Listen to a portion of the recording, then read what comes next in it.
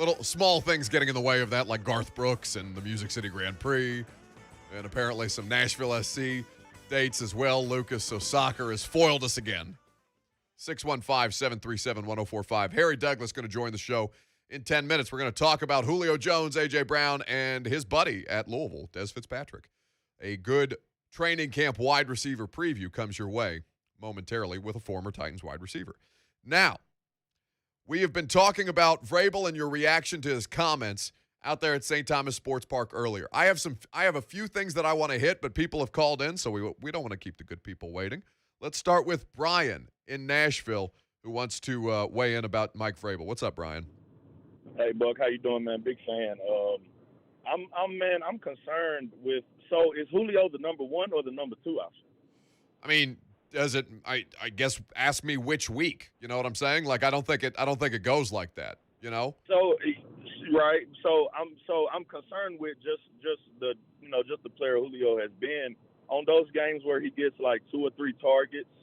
Like, is he going to get like is that going to cause some friction or do you think that'll just go by the wayside? It don't really matter. As long as they're winning, he don't really give a damn.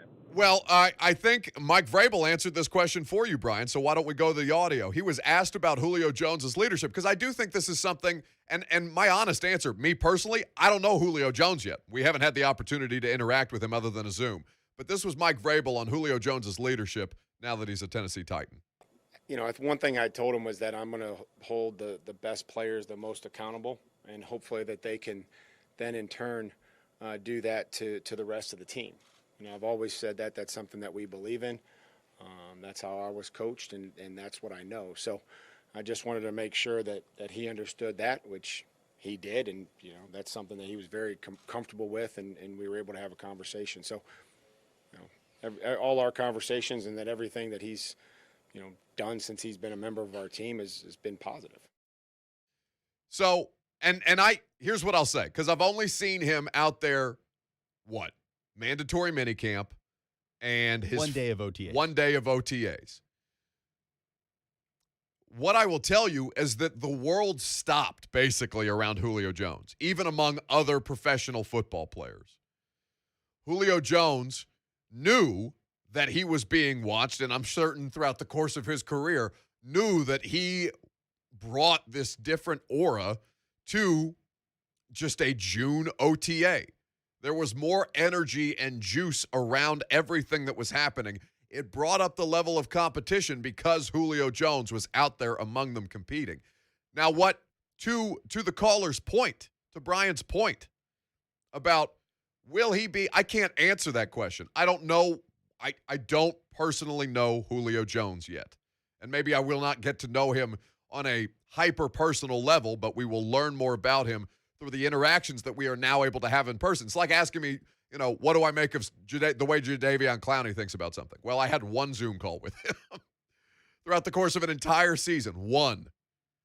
So I can't accurately answer that question.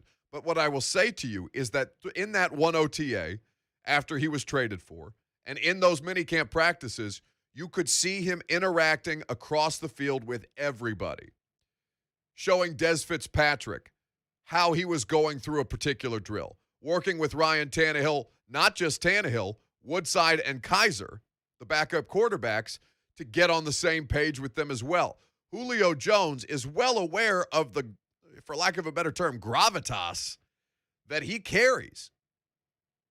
And by all reports, he has always been an exceptional teammate based on the people that you talk to down there in Atlanta. Now, when it comes to his contract, the man appears to be a bit of a cold-blooded killer. And if he performs at a high level, you can expect him to take that same approach looking for a new contract after the 2021 season has concluded. But to get bent out of shape, today about catering to Julio Jones and a hypothetical need for targets, I think you're ignoring the player who he has been in his career. He has been a high-volume target in Atlanta out of necessity because he was the thing carrying the load. Now, we'll talk to Harry about this. Nobody will be able to speak better on this than Harry Douglas, who will join us coming up next, who was in Atlanta when Julio Jones was drafted there and spent many years with him, and then, of course, came to the Titans organization at the end of his career. Harry Douglas will join us in about 5 minutes, and we will get his reaction to this as well. But it is not something that I think you have to fear at this point. When last we spoke to Julio Jones on a Zoom, he told us it's basically a pick your poison offense, and that it's not just the excitement of the Titans players who want to play with Julio, but Julio said, you know what, and paraphrasing here, but what A.J. Brown doesn't know is that I want to play with him too. It is more of a symbiotic relationship than I think people are making it out to be. And I understand why, because Eddie George and Steve McNair are the kind of star power athletes that Julio Jones is. But really since then, maybe CJ2K, there haven't been many that are in the same stratosphere of stardom as Julio Jones. 615-737-1045. Let's go to Dwayne in Ashland City. Wants to talk about the NFL. What's up, Dwayne? Hey, buddy. I just want to touch on this COVID thing that you guys were talking about and how the NFL says they're going to cancel the games. I believe them. Throughout the regular season, they'll cancel a game, and it's going to be everybody's going to be up in arms. But what do they do whenever it comes down to the week of the Super Bowl and somebody on the team gets COVID? They're not going to cancel the Super Bowl. They're not going to. No, Dwayne. They're not canceling games. They played through the middle of the heat of the COVID-19 pandemic and didn't cancel a game. That forfeit policy is only in place because last year they were willing to add an extra week to the season. This year they are not willing to do so. This is the new nuclear option as opposed to adding regular season weeks. Oh, did we let Dwayne go? To the Super Bowl, the week of the Super Bowl, did they add another week then to the Super Bowl? Like, hey, they're going to be postponed a week now.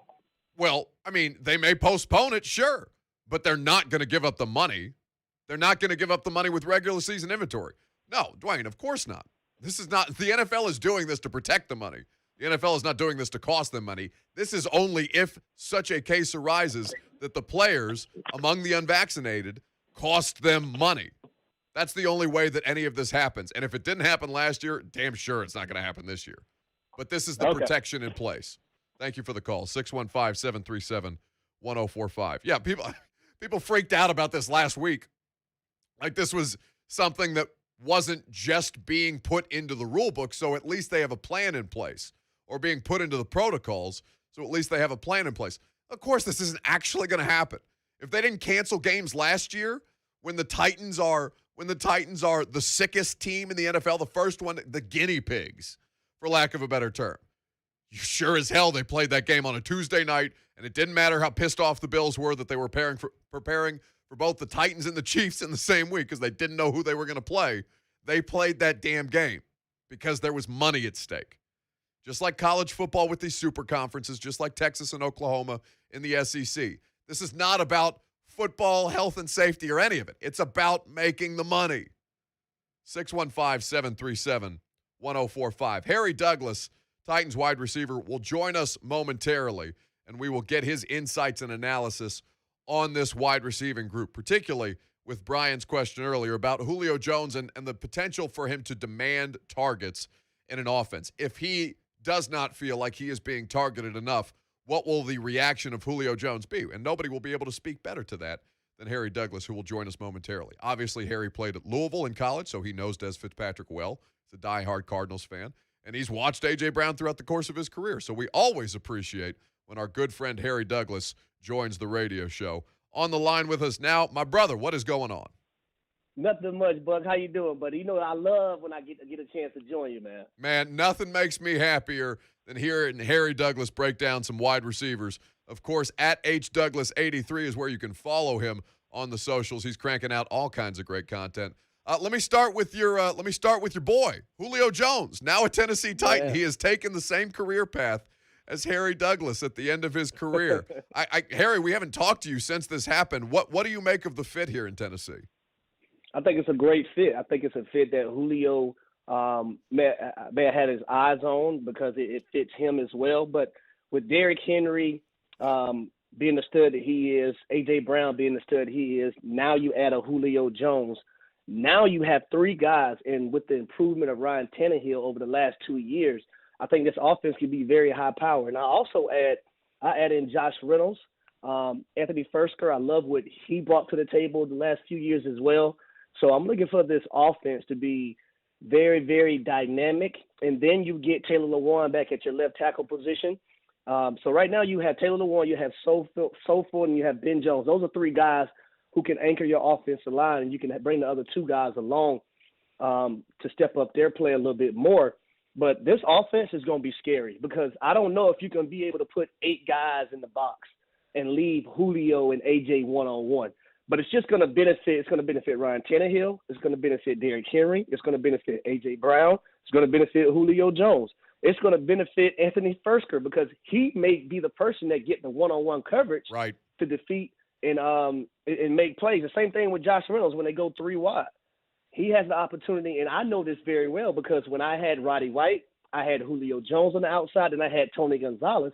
There's a lot of times where I was getting one-on-one coverage. So your third and fourth receivers, and here Anthony Fursker, your tight end, those guys are going to benefit more than anyone.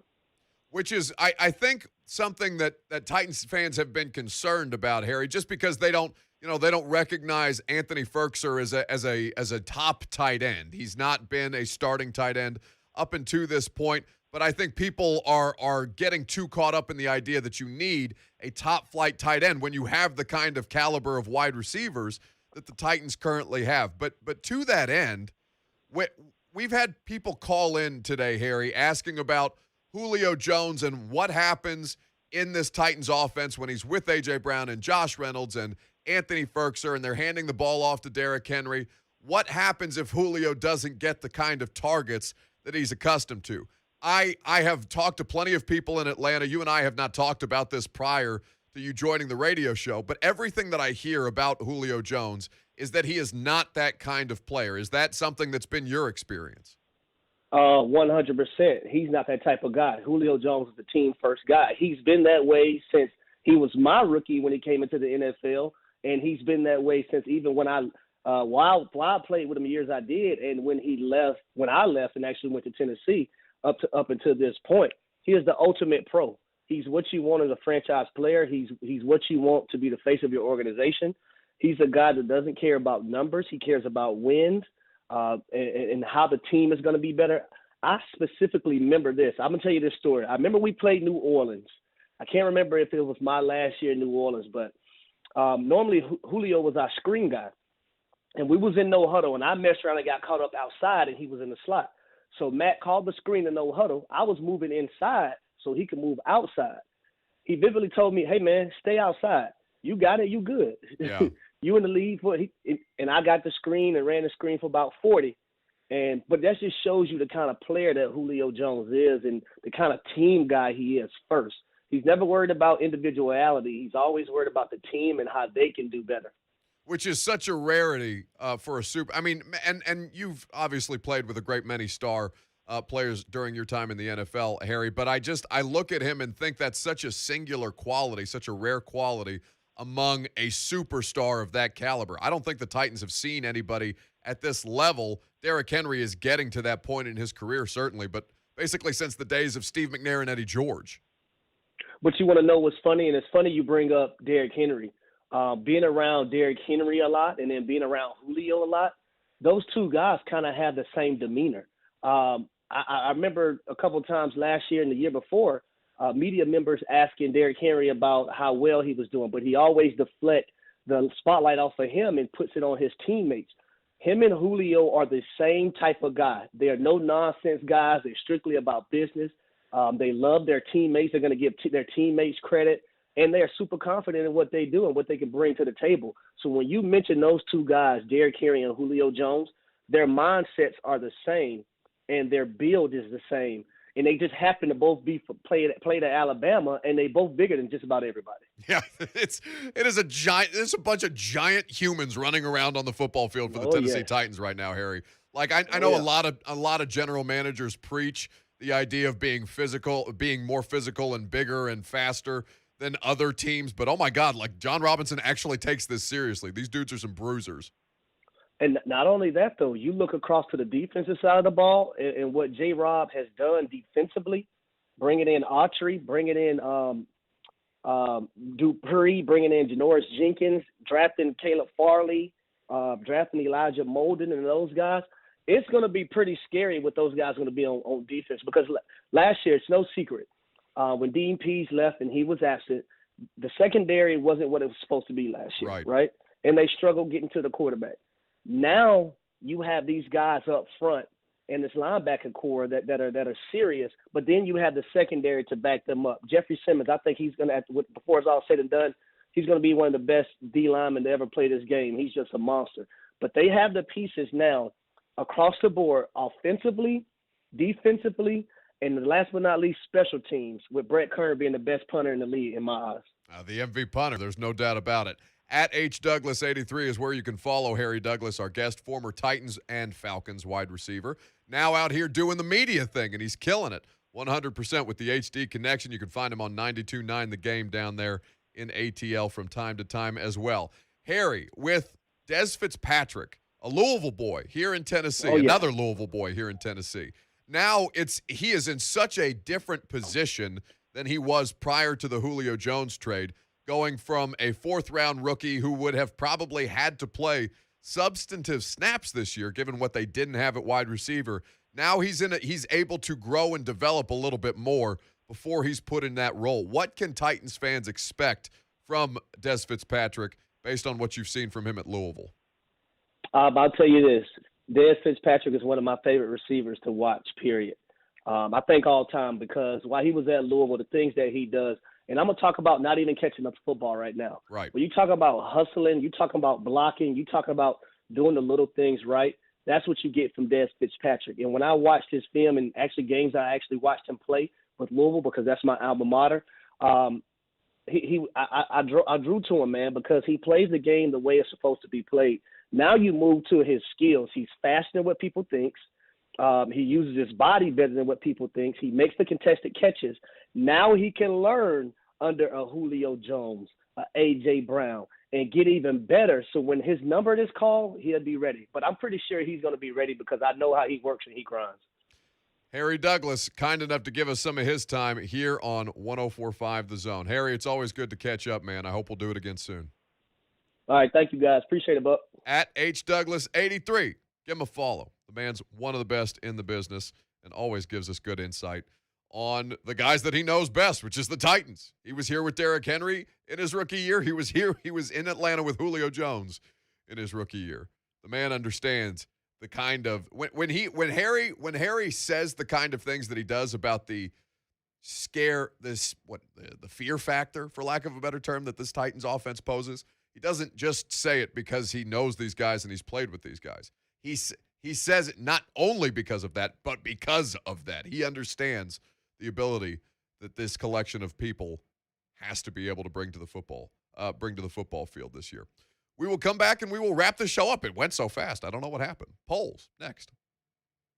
The Vols are headed back for another exciting SEC season. Touchdown, Tennessee!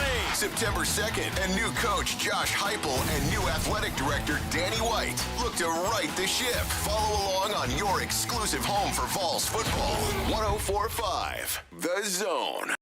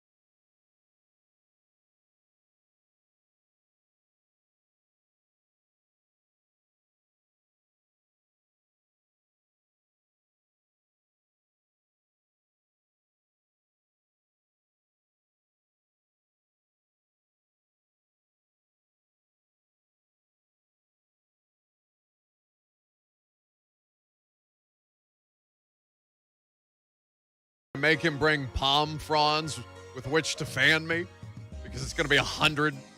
It's going to be literally 100 degrees out there the next couple of days. Now, I'm not doing anything physical. I'm just sitting, but sometimes I feel like that's worse. Just sitting in the middle. Wear a really big hat. A really big hat? Like an obnoxiously big hat. Like what kind of hat? Wide brim, just like a Kentucky Derby type of hat. I don't wear hats. I don't either, but just walk in there, sit down, like nothing's wrong. Like you're just there. You're there to do your show. It's training camp. Everything's great. And you're just wearing this insanely big red, like Kentucky Derby hat. You think when John Robinson sits down with me tomorrow, he would say anything about the obnoxious hat? Or do you think he would just roll with it? I think it would be so funny to see how he would approach it. Because I could see him rolling with it, and then I could also see him just totally ripping you apart. Either way, it would be great. Find out tomorrow, 11:15. Goodness.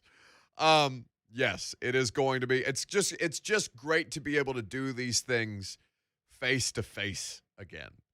You know?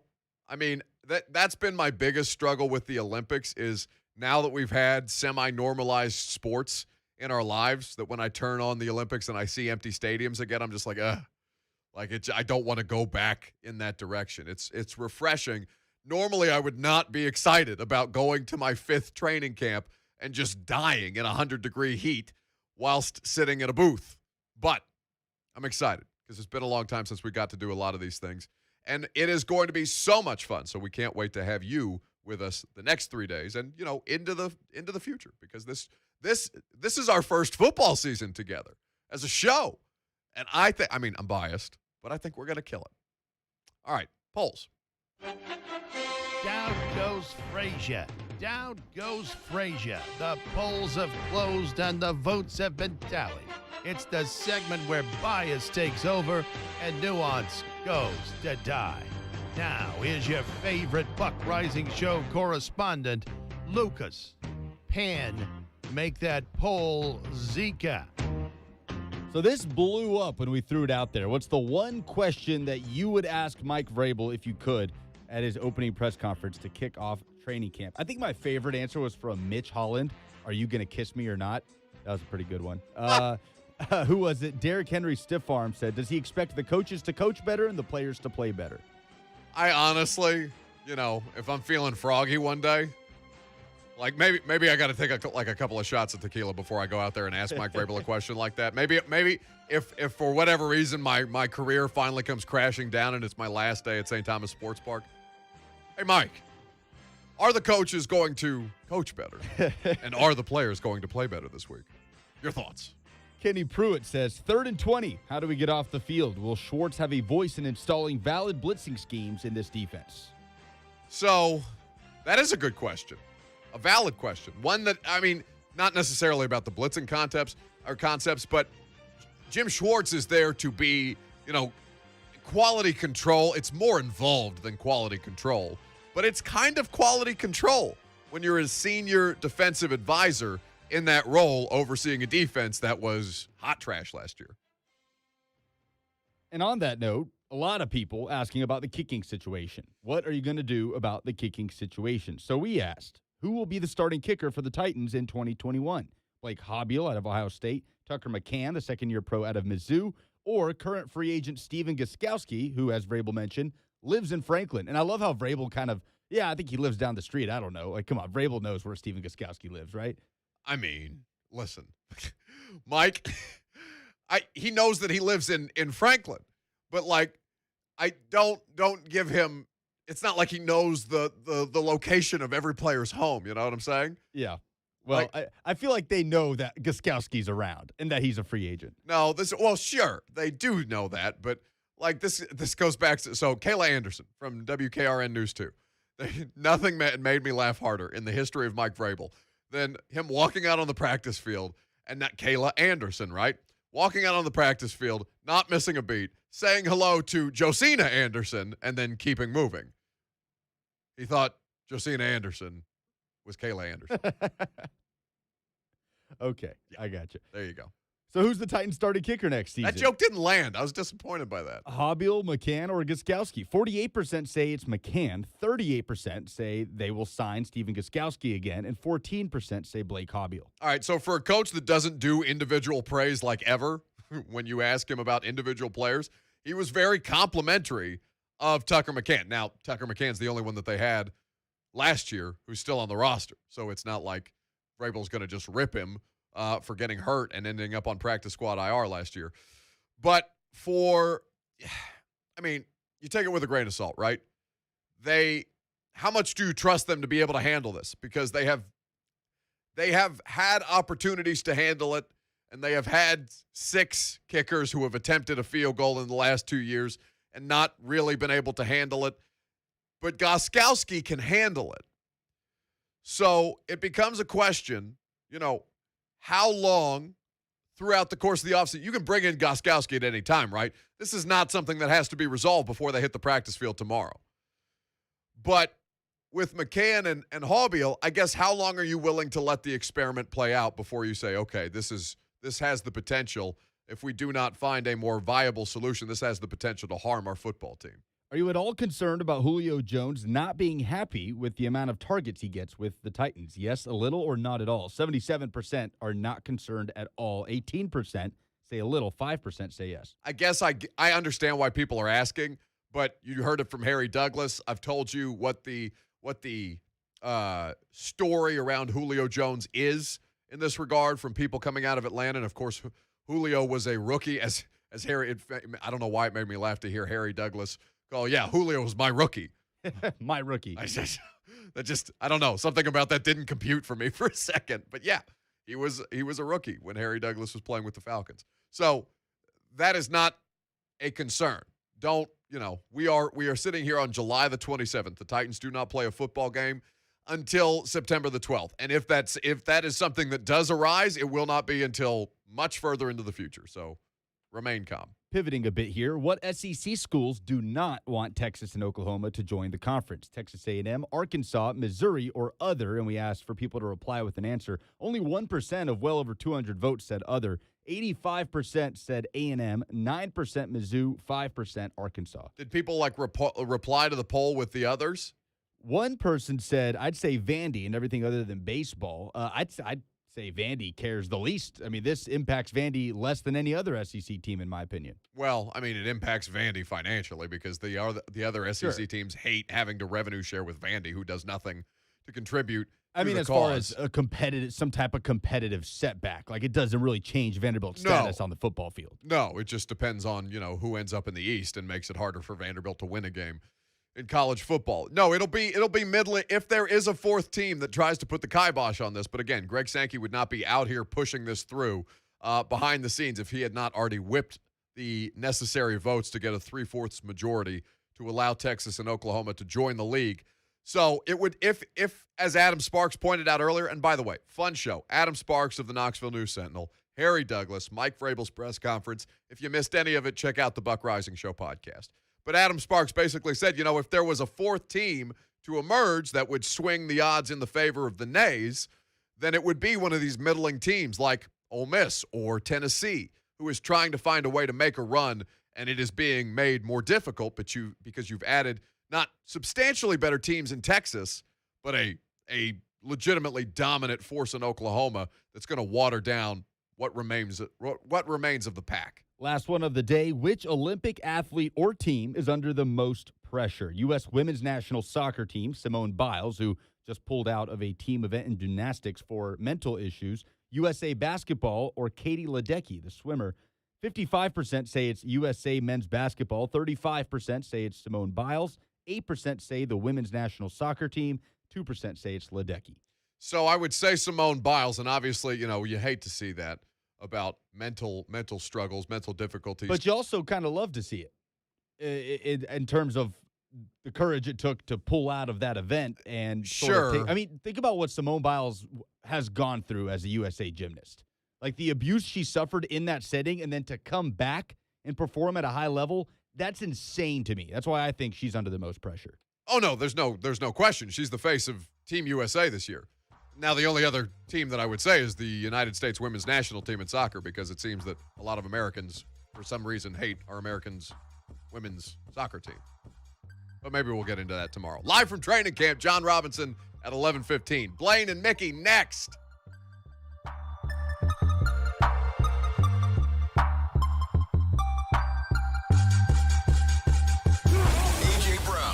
Dupree and Caleb Farley. You hear them on the exclusive Titan station. 104.5 The Zone.